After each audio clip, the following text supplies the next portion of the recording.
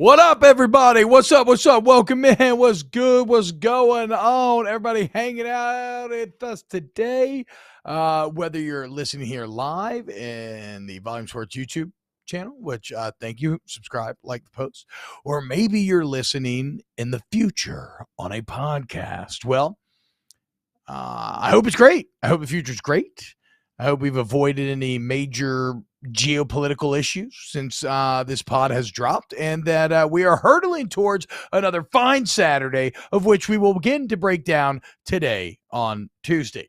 This is Snaps. We're on the Volume Sports Podcast Network. Shout out to Papa Colin Coward. Shout out to FanDuel, who brings you Snaps. Promo code SNAPS if you are signing up for a FanDuel account.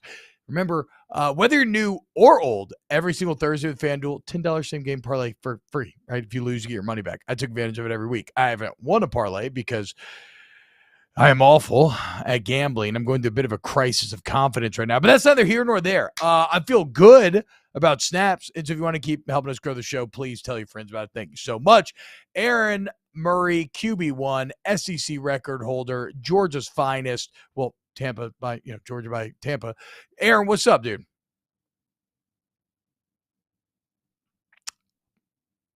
Brum, are you hearing him and I'm just not hearing him?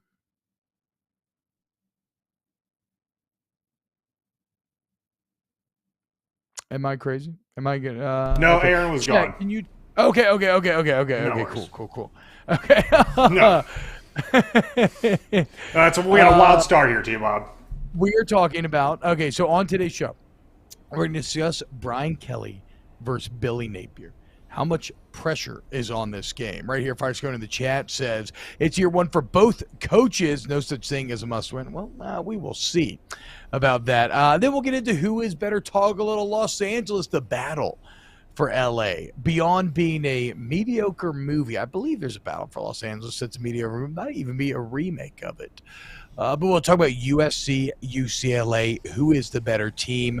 UCLA already passing their Utah test. USC looking to do the same this weekend. And then to close out the show, we will hand out some mid-season grades, okay? And we're doing this for all the new coaches. So you got Lincoln Riley, Brian Kelly, Marcus Freeman, Mario Cristobal, Billy Napier, and Brent Venables. Who is doing the best job? We're also celebrating the life and times of Vince Guaraldi, who it is Guaraldi season. Let's be painfully clear about that.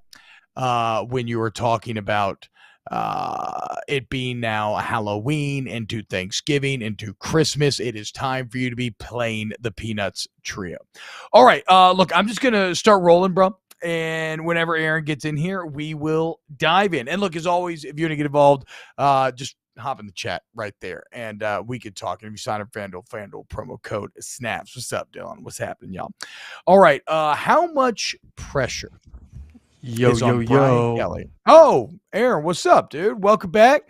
You got QB1, Aaron Murray. Aaron, what's up, dude? How you feeling? Dude, I was going on a nice little tangent there, and then I know. Technical difficulties on the road. I got a Wednesday night game tomorrow night. So I am in Huntington, West Virginia right now. So working outside the office. So I do apologize for the quick oopsie on my end. But I was about to get in a huge rant and bitching and moaning about the NFL. So I don't know if it's too late or not to get into it. If I missed I'm so sorry we missed your great rant about college football. But it was a way to make college football seem better. Because the NFL has turned into Sherman Soft over there, especially with quarterbacks. Like, what are we doing here? You can't even touch a quarterback now. So I'll tie it back in, Brumley. At least in college football, you can somewhat hit a quarterback. There you go. Yeah, I mean, what? Soon enough, these quarterbacks are going to be having to sign consent. I mean, am I right? Jeez, what? You can't just touch someone without them wanting you to? Unbelievable, dude. It's yeah. Look, I will say this: if we wanted, the poll question in the chat was Aaron's rant going to be interesting? I bet you it was, because that's from a quarterback. That's a quarterback perspective on these roughing the passer calls. Now, I will say this to tie back into college. Do y'all agree with this? I think college has actually done a fantastic job with targeting this year. I feel like they have finally found the rule. After years of data gathering, They put in the review process. They slightly changed it to go. I think now, like, it's just crown. Like, face mask is more allowed now. I feel like they've gotten it way more right this year. And even when they've called it wrong, they've gone and reviewed it and gotten it right. Yeah. So my same hope is that eventually the NFL can land somewhere there with roughing the passer, because what happened to Chris Jones last night is criminal. Like, I do agree with you there. Yeah. Well, we saw it over the weekend too with Tom Brady versus the Falcons, for goodness sakes. But no, it's getting better. I just think that there's been still moments this year when you watch college football where you know the intent of a player. Like, you can tell, like when someone's trying to be dirty. Go back to 2 weeks ago with Dylan Gabriel and the hit that he took. Like, that was dirty. Like, that deserved to be, you're kicked out of the game and honestly maybe even suspended for the following game. Like, that was an intent to hurt an individual. There are plenty of plays defensively when I watch the game where it's like, okay, the intent was not there to hurt. It's bang, bang. He was going for a certain area of the body. The receiver dipped. It ended up being helmet. And then shoot, man, T-Bob, half the time I turn on some of these penalties, and the offensive player is the one initiating the contact with the helmet, but the offensive guy never gets called. So it's safe for a running back to dip his head and to initiate contact, but it's you get suspended for a game if you're a defended player. So I just think that has it gotten better? Yes. Is the reviews better? Yes. But I still think we're a far away from being consistent in that. Brum, is there anything else you want me to rant on? I could yell about NIL deals and how they're ruining the game. Maybe in light of the terrible Eli Ricks news, the lack of loyalty. Like, any more old man rants you want us to go on here, Brum, as we avoid doing the actual show? You can complain about conference realignment. Yes. Oh, thank you. No. That's good. That one. That's good. That's good. That's good. No, not if you're being old man yelling at the cloud. Do you hate all of this? You hate targeting. You hate conference realignment, and you hate these damn kids being paid all this money. You know what else you hate? You hate recruiting rankings. Keep your stars, okay? I want hearts. I don't give a damn. How many hearts does a kid have? That's all I care about, okay? That's what's going to win you games. Speaking of trying to win the games, Cody Brunet saying Eli Ricks can stay riding the bench at Bama. There's a question, and maybe we'll get to Ricks, probably not, but maybe so at the end of the show. Shout out Josh Rumsey for the $10 super chat. Hell yeah, man. Thank you, Josh. It's very kind of you. Okay, so that is $10 that will go to the Volume Sports YouTube channel now. But nice. $10 technically coming through Snaps, right? Okay, so like looking good for the boys here. Colin, I mean, that knocks it, FanDuel, shout out, just making y'all money. Sure, you need that 10 since you're taking more money from that than me, the guy that works for you every weekend. Let's talk Brian Kelly versus Florida. LSU, I'm taking on the Gators in the Swamp this weekend. And it is terribly fascinating to me, Aaron, because as we'll get to during report card season, I see two teams that in a lot of ways are similar. Year one of new coaches, rebuilding pretty significantly. However, I do see one season that feels way better than the other does. And that is Florida over LSU. And it's odd because I feel like Billy Napier enters this game basically with house money. It's a bit of lagniappe. It's not the biggest deal, win or lose here. No, a lot to be gained. I should preface that. Like, a lot to be gained for Florida if they win the game. I guess I'm talking about nightmare scenarios. If Florida were to lose, sure, those fans are going to be upset because they're sick of losing to LSU, but I don't think it's going to be any great referendum on Billy Napier. I don't know if I can say the same about Brian Kelly right now. I guess I would say this. If you're asking me how much pressure is on Brian Kelly versus in this Florida game, I think there's as much pressure as you can apply, knowing that a job and everything else is completely safe, right? Like, I'm not saying pressure like anybody's going to get fired or anything like that, but I'm talking about pressure in if you want the fan base to believe in you and you don't want to have to deal with just a swirling maelstrom of negativity and bad headlines and people jumping the ship and having to earn them back. This weekend goes a very long way. So, no, I think all the pressure is on LSU this weekend. I think the pressure is on both teams. I want to put it one more than the other right now. I think the pressure is not in the sense of like, okay, it's a must win because it is still year one. And I think both these teams have performed well this year. I mean, both are 4-2. Both have had some really good wins. I mean, go back a couple weeks ago, LSU beat Mississippi State. That's a hell of a win. I think Mississippi State's the third or fourth best team in the SEC. To get that win was a signature win year one for Brian Kelly. Obviously, Florida is the game versus Tennessee was a loss, but you saw some progression. A nice win last week versus Missouri. I think both programs are heading in the right direction where a loss doesn't necessarily set that back. I think the pressure is more of like just keeping up with the Joneses, in the sense of recruiting, especially recruiting. Like there is, you're in the league right now, and we talked about it yesterday of like, okay, why would a coach want to come take the job at Auburn over Nebraska? Because you have to face all these coaches and these personalities, and it's recruiting, man. And that's the name of the game nowadays, and it's always been. It's not about as much of the X's and O's. It's more about the Jimmies and the Joes, like we have to talk about. And if you're LSU or Florida and you're having to recruit against the Alabamas and the Georgias and the Texases and the Oklahomas and the Texas A&Ms and the teams in Mississippi, you got to have good records. Let's just be honest. Like 4- and 5-star kids don't want to go to losing football teams.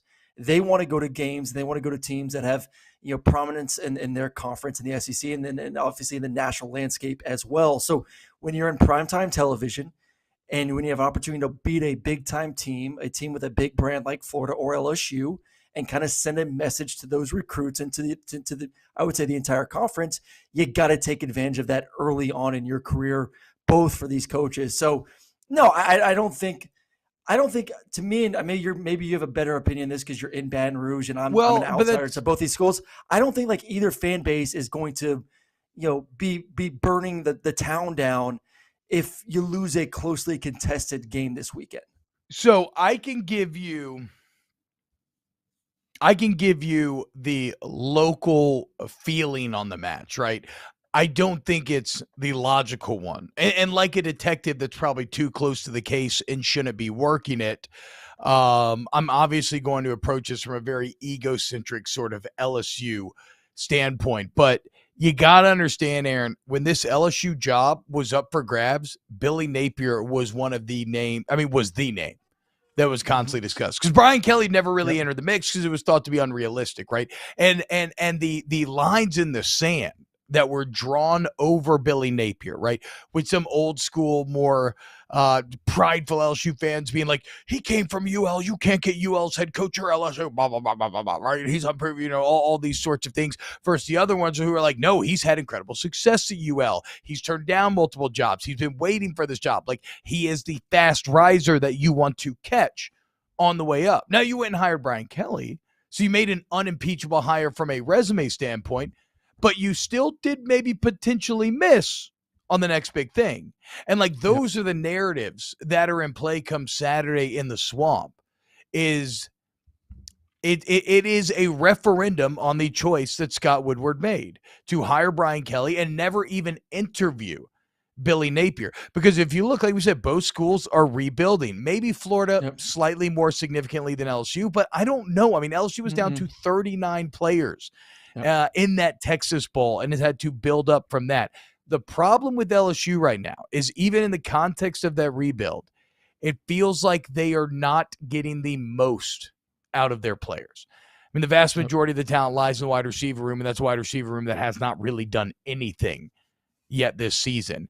And it feels like if Billy Napier were to win this game with equivalent to maybe less than talent, whatever, like even equals that. If Billy Napier wins this game, it feels like he is getting more and maximizing what he has, while you are maybe underachieving a bit on what you have. It would also be the first time, and you beat Florida 3 times in a row now, so people have gotten very used to that.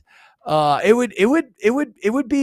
would be really bad. It would set up for multiple weeks of very bad headlines, with Ole Miss looming very large the following week. Ole Miss, then Alabama too. I think that's a little bit of a concern too. Like, if you can't, you just got embarrassed. I mean, the problem is you just got embarrassed by Tennessee. So there's a lot of fans right now that, in front of a lot of recruits, Aaron, to your point, you got embarrassed for Tennessee and a lot of recruits, dude. Yeah, you're at home, big time opportunity to knock down a top 10 team, and it wasn't close. I mean, it was a shellacking. And it's honestly been 2 weeks now. I mean, you go back even 2 weeks ago versus Auburn, In that game, you come back. It was great to see the fight. Great to see Auburn or LSU win that game in the second half. But that game should never have been close. Auburn is a bad football team. So now all of a sudden you had a bad week versus Auburn. You found a way to win. Congratulations. You get your ass destroyed versus Tennessee at home, 40-13. You go on the road to Florida. You lose that game. So that's now 3 bad games in a row. Most likely going to lose to Ole Miss. Most likely going to lose to Alabama. So you have a 4-game losing streak and really 5 games that you haven't played that well. And then you have to turn around and play at Arkansas, which is not a walk in there and just win football game. And we've talked about Arkansas. Their weakness is their secondary. And LSU right now still is finding ways to get those receivers involved in the game. So I just think there's I think you made a good point, T-Bob. Like there's a frustration of we looked at this season and we saw the talent on both sides of the football. We saw the talent at the receiving spot. And we said, we got a better coach.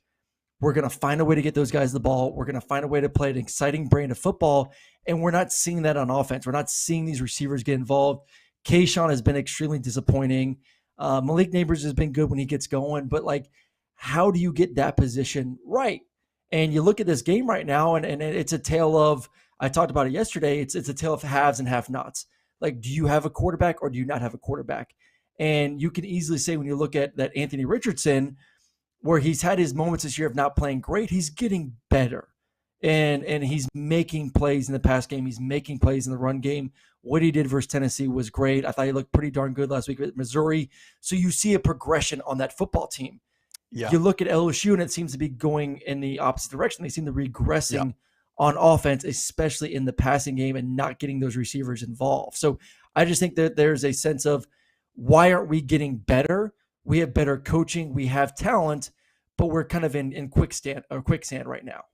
No, I mean, that's exactly what it is. I have never felt more down on the LSU offensive philosophy than I do right now. It's because of 2 bad games in a row. Like, Tennessee was supposed to be bad. You completely failed they're supposed to be bad defensively, right? You completely failed to take advantage of that same bad defense.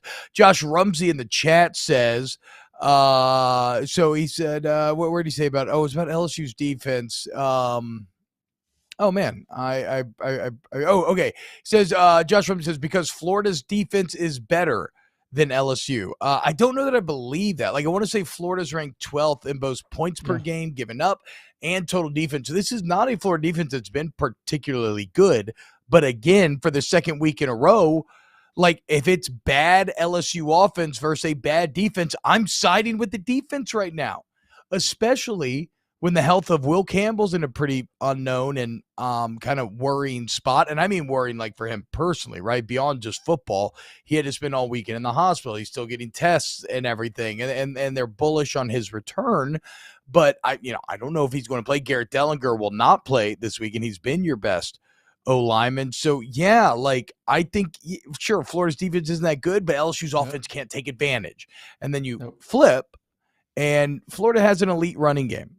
And if you want to oversell to stop it, Anthony Richardson is getting better and better at making you pay through the air. Combine that with this game being in the swamp, and not only, I think, locally is all the pressure and expectation on Kelly to win, but I don't think that LSU does win.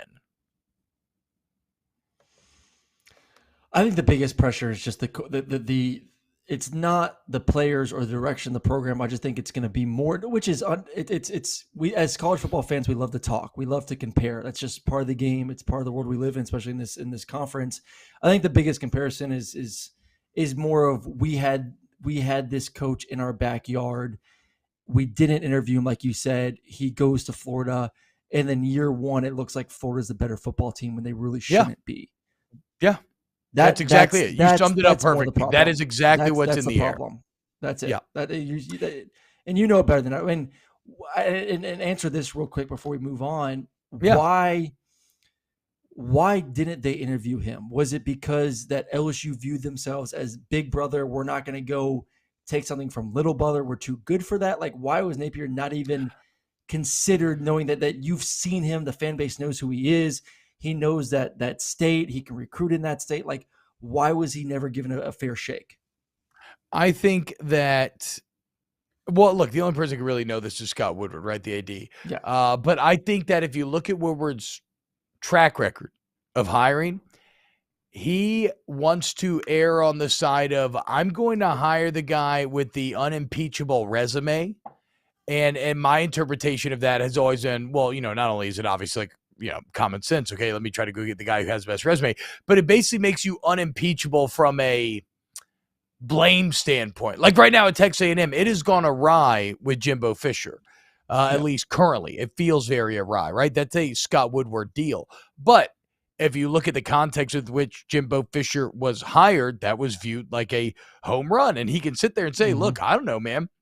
He was producing first-round quarterbacks. He had a national championship. Like, it's not my fault that it wasn't like I took a chance on some unknown quantity and paid him millions and it didn't work out. So I think it's a bit of a risk aversion thing in that he has always had his sights set on a better resume than what Billy Napier had at the time. So we will. I still think it's a better hire. I mean, listen, we're looking at this right now from a 6-game sample size and going to be a 7-game sample size. Like, that is small stuff right there. When you look at where these programs have the chance to be in the next year or two and beyond, because I don't think these coaches are going anywhere anytime soon.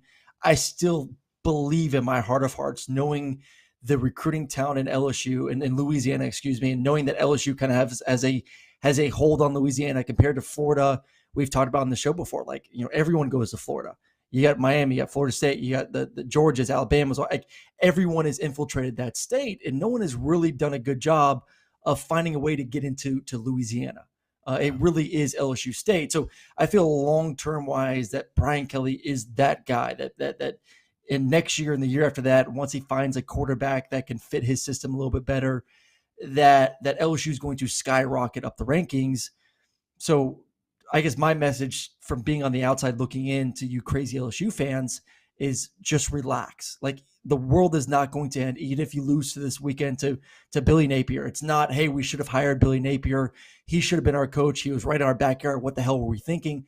No, you got the better coach. You got the better guy. Just be patient. He's going to get this thing right. Don't worry about it.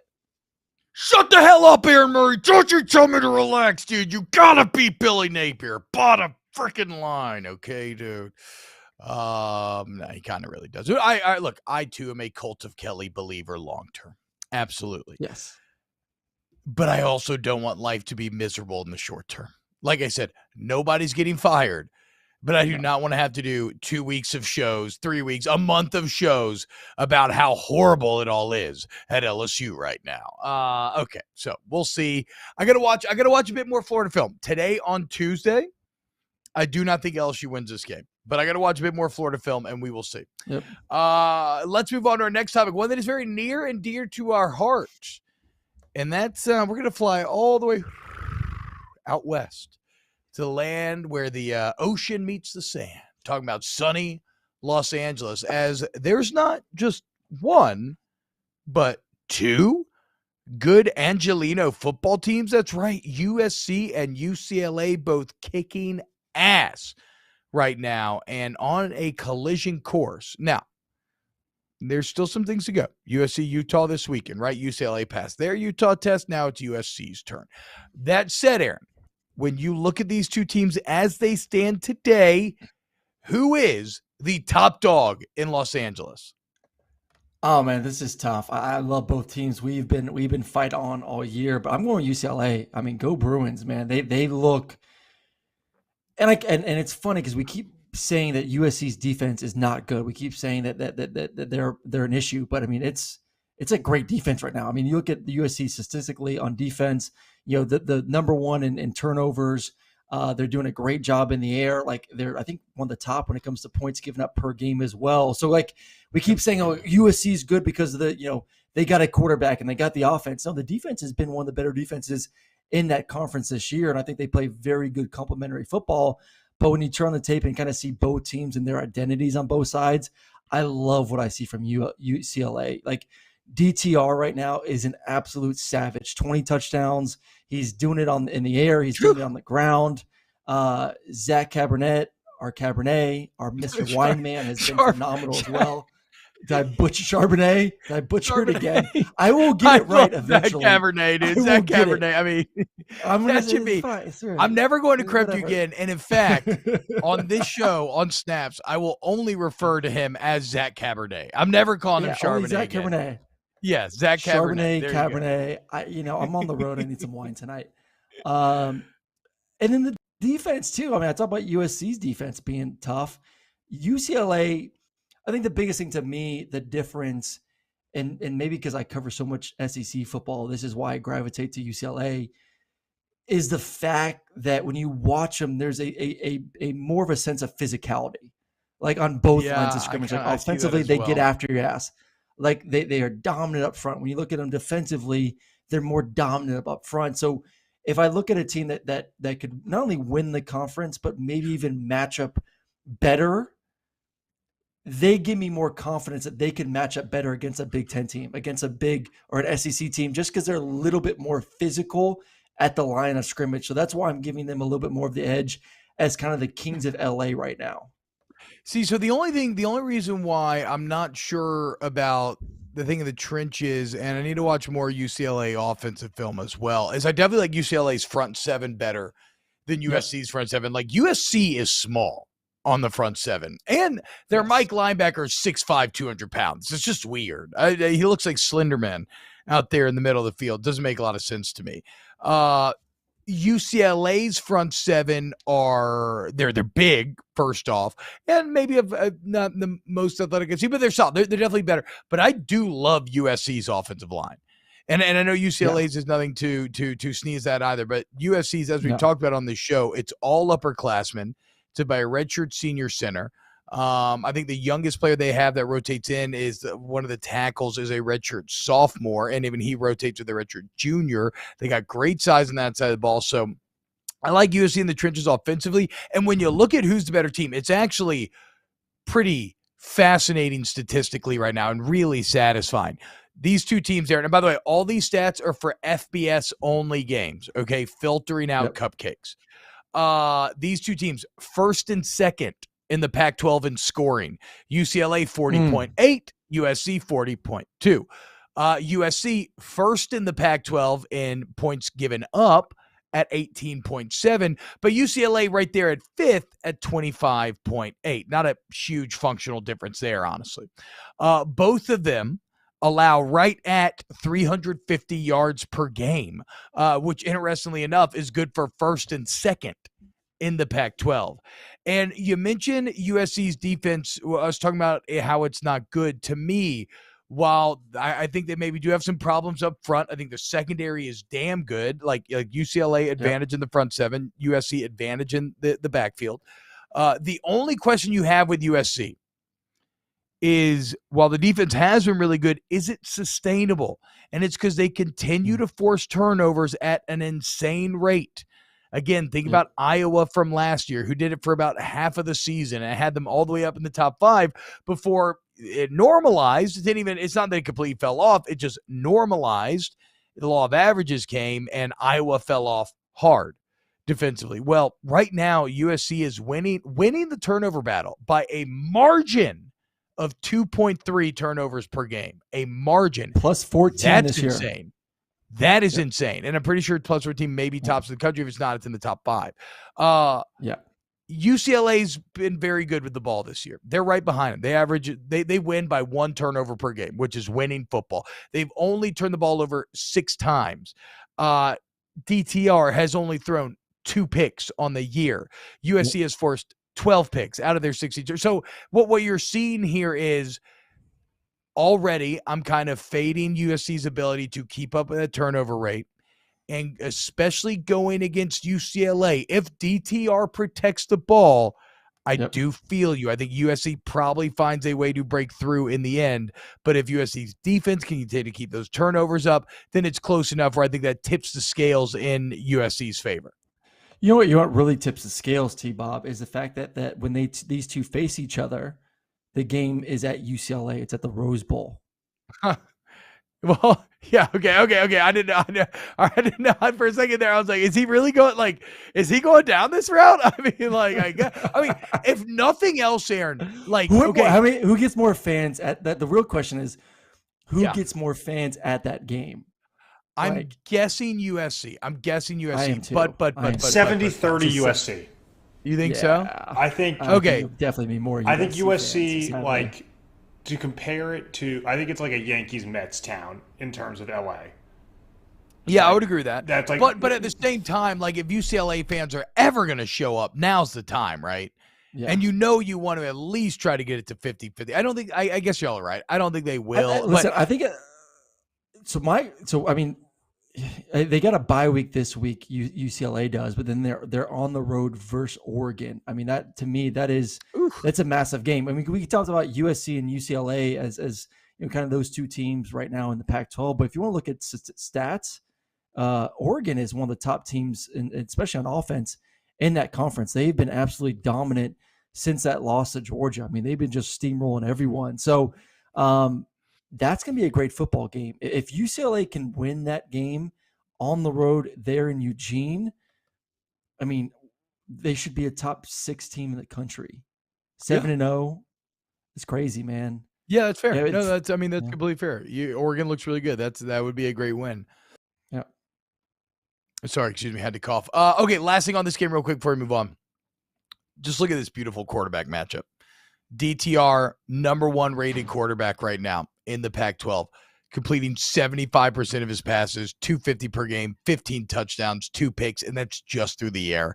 Caleb Williams on the other side, averaging about 15 yards more per game, but only completing 65%, but still 14-1 touchdown to pick ratio. I mean, if nothing else, this has just been a renaissance, and unlike Texas and Oklahoma, it is a statement year for these two schools after they announce that they will be stepping up in competition and heading to the Big Ten. And let's not get too ahead of ourselves with this who's the best in LA talk, right? Because USC needs to go beat Utah this weekend. That's the next major test. And if I was USC, I'd be very wary. That's what I was going to say. If I was USC, I would be very wary of facing this hungry Utah team that's going to be pissed off, that doesn't want to lose to an LA team 2 weeks in a row, a team that beat the hell out of you, not once, but twice last season, I believe. So let's not get too ahead of ourselves. I'm still a petit Trojan boy, though. And, dude, I'll take them as dogs. Are you kidding me? Get out of here. Oh, am I falling into the sucker line again? I'm so bad right now. I got to figure it out. All right. Let's get to some mid-season grades. Oh, look at this. A-Barge in the chat. UCLA has a chip on their shoulder. That's what I like to see. A-Barge. Shout out, everybody. Give him love. All right. Let's get into some mid-season grades. So what this is, we have looked at all of the biggest new hires in college football. Okay. That's Lincoln Riley, Brian Kelly, Marcus Freeman, Mario Cristobal, Billy Napier, and Brent Venables. And we have given them, imagine this, a midseason grade. Aaron, I don't know how you approach this. I approach this based off, I kind of graded them. Okay, where are the results landing in relation to expectation, right? So you could have a worse record, but I could give you a better grade if I feel like you have overachieved versus underachieved. Aaron Murray, let's start at the top with the guy who I think this one's pretty damn easy, Lincoln Riley. What grade would you give Lincoln Riley thus far? I'd give him an A, maybe an A+, 100%. I mean, what he's doing right now, undefeated, they're rolling, and it's not just the offense, but when we keep talking about like this defense is performing, and then you look at how bad Oklahoma has looked these past 3 weeks, and you guys like, damn, man, like what did Lincoln Riley mean to Oklahoma, and especially the offensive side of football? So I think to me that even elevates him to that A+, is knowing that how bad Oklahoma's been without him as the head coach and how far they've dropped in that conference is like, wow, like he was that dude at Oklahoma. So good for him, man. Trojan on A+ for him. Yeah, I mean, how would Lincoln? I mean, it's an A+. It's an A. Because he's literally been perfect. So like, despite my preface about expectations are irrelevant because you could not have been better than he's been. USC ranks at the top of the Pac-12 in almost everything offensively. We talk about their defense turning the ball over at an incredible rank. You're undefeated. You rank top 10 in the country, and this is a year removed from going 4-8. Oh, and you have one of the Heisman favorites at quarterback, and it's a Heisman favorite quarterback that can be directly 100% attributed to Lincoln Riley, okay? This is no disrespect, but this is not Heupel inheriting Hooker and then trying to bring in Milton, right? No. This is a guy that Lincoln Riley took with him from Oklahoma, and he has solely trained and has now made him into a Heisman favorite. Even though, I mean, honestly, DTR should be higher in the Heisman conversation than he is, even though I think he's not. Show some respect for DTR. But, A+ for Lincoln Riley. Let's see this weekend, though. Next on the list, a guy we talked about a bit earlier in the show, Brian Kelly. Aaron, I again want you to start this one because I'm interested to see where it lands next to mine. Yeah, I'll give Brian Kelly a C right now, maybe a little C+. I think the biggest thing is the 2 losses. Like, I love the win versus Mississippi State, and I still think the future is bright. I think if you wait a couple more weeks, that grade can probably go down a little bit, especially what happens versus Florida this weekend. But I think the big thing that stands out to me is how bad the losses were. Like, you saw, let's go back to Florida State week 1. You saw a very undisciplined football team, penalties, turnovers, and you're kind of like, what?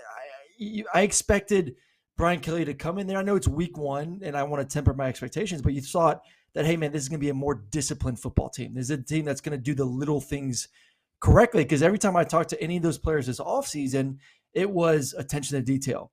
There's an extreme focus on the little things. And week 1, it was like, well, what the hell happened to that? Like, you guys look awful and you're doing stupid penalties and turnovers. Like, that is the complete opposite of what a disciplined football team should look like. But they have progressed. But then the second loss at home, in front of your home crowd, you get blown out. Then I talk about the win versus Auburn was not great by any means either. So, listen, it's C. It's just passing.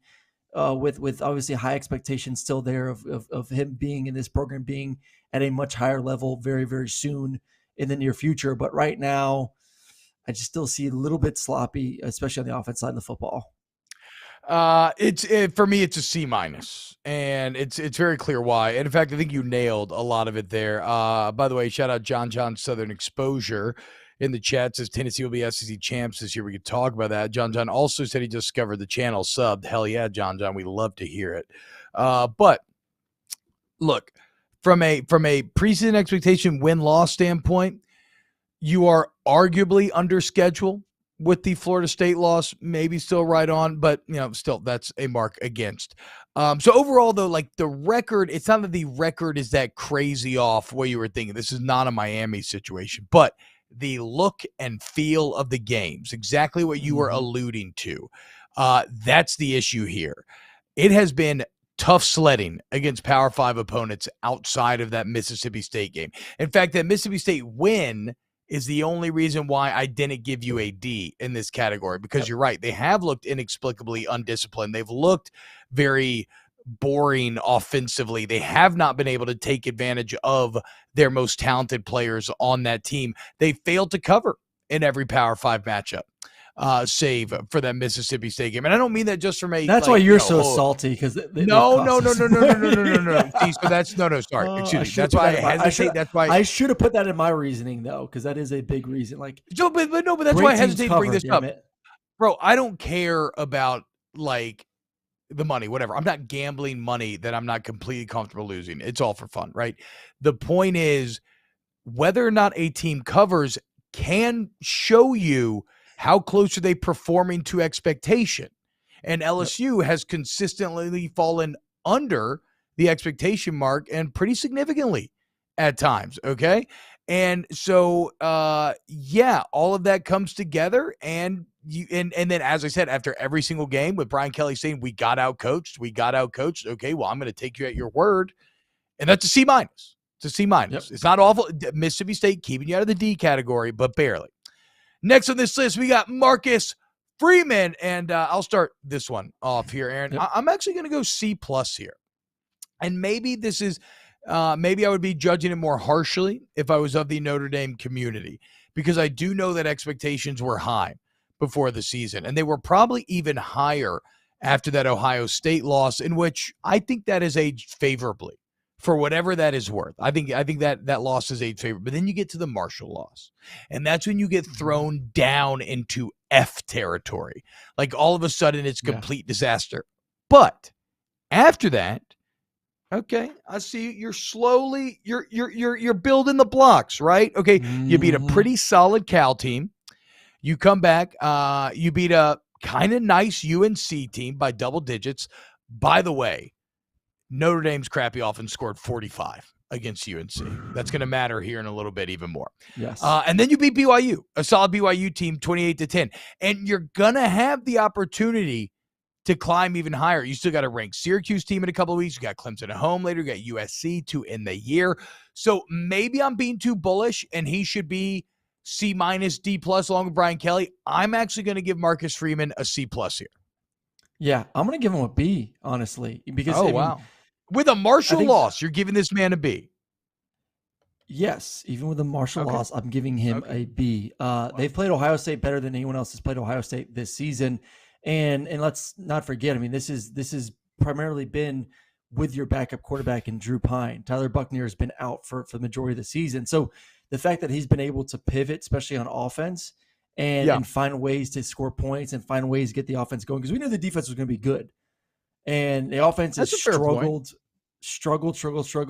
And now all of a sudden, your backup quarterback's playing pretty damn good these past couple of weeks. So I know you've benefited a little bit from some of the schedule. You brought up the UNC defense and how god-awful they are. But I'm giving him a B to be able to weather the storm, to push Ohio State to essentially their limits there in week one, to have that awful loss versus Marshall, and then the turnaround, win 3 games, get the offense going.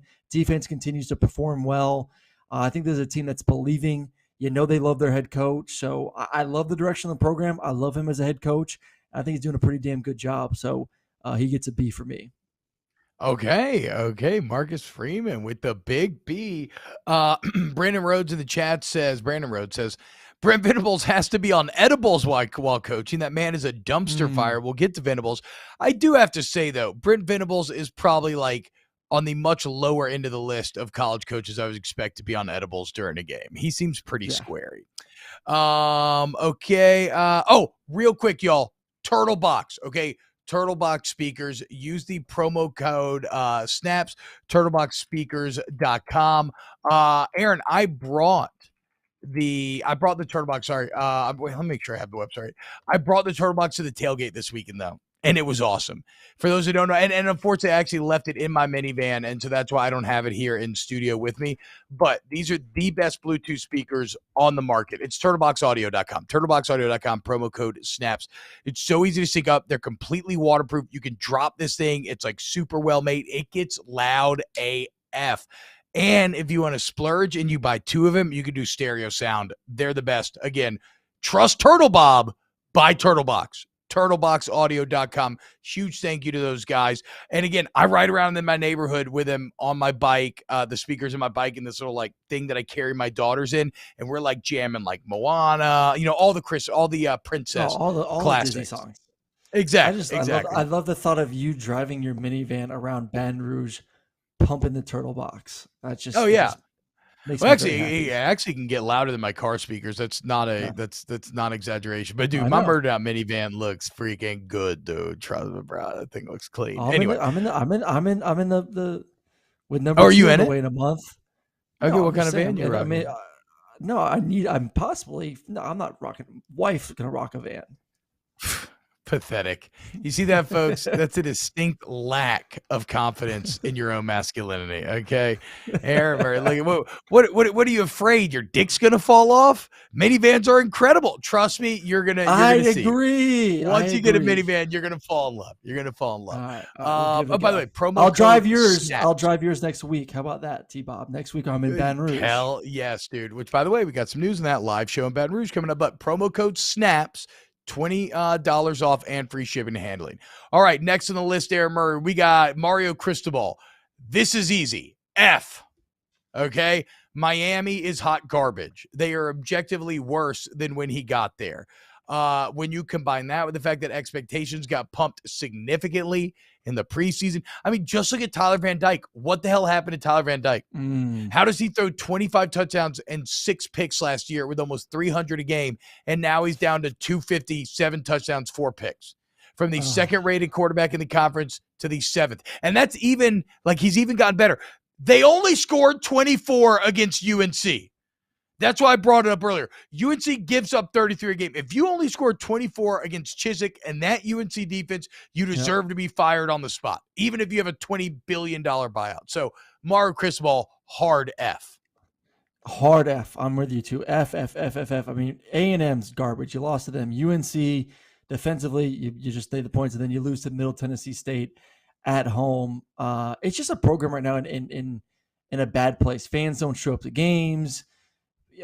Players aren't playing well. Coaches aren't doing their job. It's ugly. I mean, we were hoping that Miami's back just because they're one of those brands that, when Miami's performing and Miami's in the conversation, football's better. Just like when USC and Texas are performing, football's just better, and college football is better. And we were hoping that they would get there this year with Mario Cristobal, and it just ain't happening. So yeah, that's a big F, and you can't lose those type of ball games, especially some of them being at home and essentially ruining a possible opportunity for your quarterback to be a top 2 round pick. I mean, Tyler Van Dyke would have been better off sitting this year out and then getting ready for the NFL draft, because he's literally gone from possibly a top 2 round to maybe not even draftable at this point. So it's wild. It's wild. And I know correlation doesn't always equal causation, but it does directly correlate with Mario Cristobal showing up to town. And let's not forget, after you lost to Middle Tennessee by 14, their coach got on the radio and said, you paid us $1.5 million for 1.6 yards a carry. That'll get you an F in and of itself, even if you were undefeated on the rest of the season. Next on this list, Billy Napier. Okay. Unlike most of the teams on this list, Darren, Florida had very low expectations entering this season. Then he immediately rockets to the top with the big Utah win on a huge stage to start the season in the Swamp. I don't think losing to ranked Kentucky with Will Levis is that bad. No. Losing 38-33 in Knoxville to Tennessee looks better than ever. So, yeah, you didn't look great against South Florida, but you also didn't go full disaster, a la Notre Dame, A&M, Miami. You beat a solid Mizzou team that covers. I got Napier at a B- here, maybe even a B. I think that you could say there's no moral victories, but if you look at how Florida fans were feeling about this year, I think he's already snagged a few moral and real victories.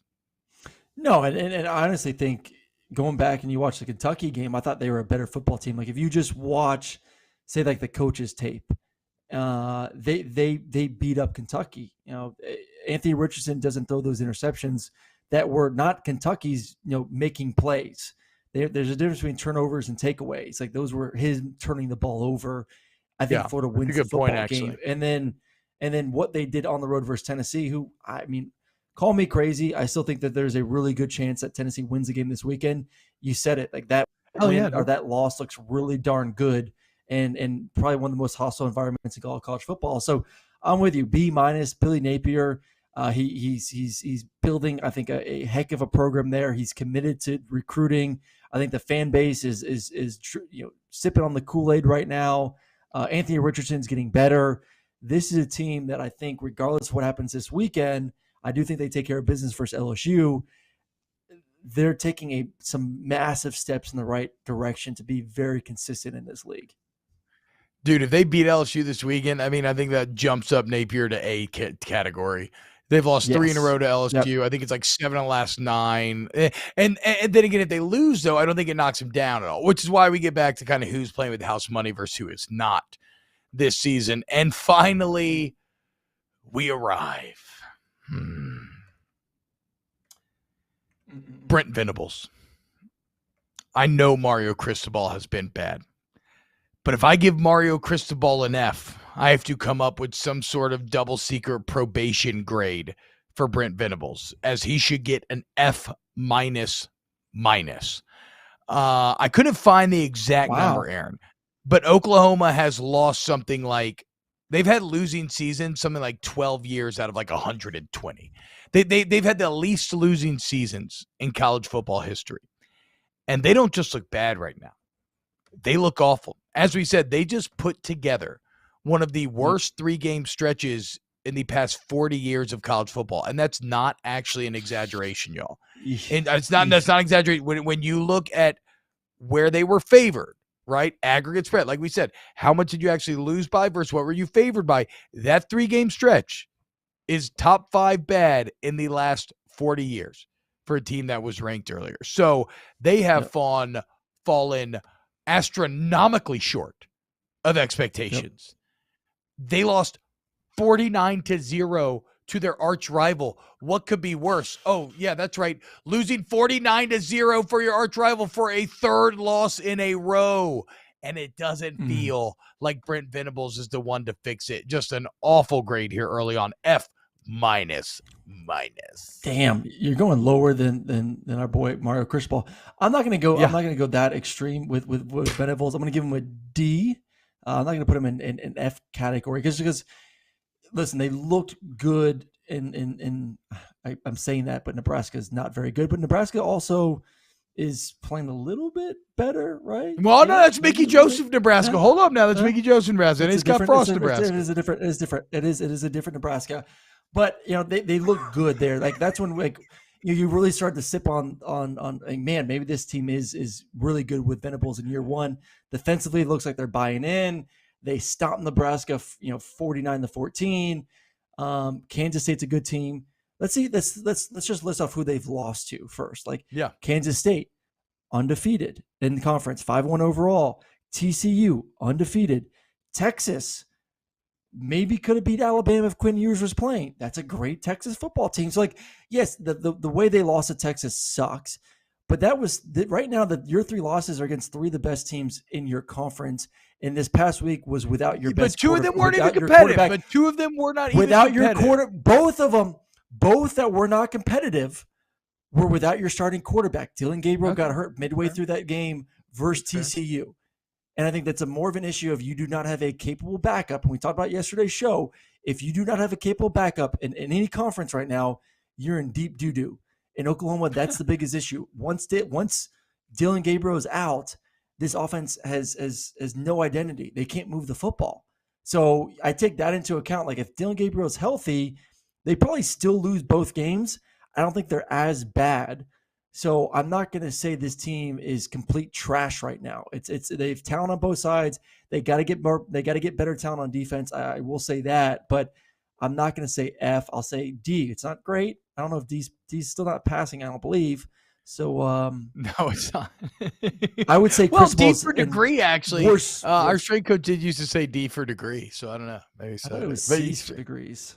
Yeah, I think you're right. I don't know, dude. But technically, degree does start with a D, right? LSU education, Georgia education. General studies, baby. General studies. Let's fucking go. Whatever. Between your usage of oopsie, I had an oopsie to start the show, and talking about deep doo-doo, I can definitely tell that you are getting ready for potty training. Next weekend. Yes. Next weekend. That's funny. You're potty trained next weekend. You know what else is next weekend? We're like Big and Rich. We're coming to your town. Is that Big and Rich? It doesn't matter. The point is, Snaps from the Volume Sports YouTube network is coming to Baton Rouge. We're going to be live Thursday, 5 to 7 p.m., hanging out. We're going to be at the Walk-Ons off of Burbank. If you're in Baton Rouge, you already know it. You love it. Thursday, Snaps live at Walk-Ons of Burbank. Come drink a ton of beers with me, Brum, QB1, Aaron Murray. Get excited for the Ole Miss game. It's going to be an awesome time. And again, it's next Thursday. Getting ready for the Ole Miss game live at Walk-Ons of Burbank. We hope to see you all there. Please, we'll continue to push it. Please, please, please spread the word. All right, Aaron, we have run you up against your other show. You have to go. So thank you very much. You have a great day. Are you doing your show today on the road? I am on the road, baby. Oh, okay. 24/7. Okay. Volume Sports YouTube channel. Subscribe, like. Please subscribe to the podcast, rate it and review it, share it with your friends. And yeah. And if you sign up for FanDuel, promo code SNAPS. And I think we're good. Brum, thank you so much. Aaron, thank you. Thank you to all of our people hanging out with us every day. We love y'all. And we'll see you tomorrow on a brand new Snaps.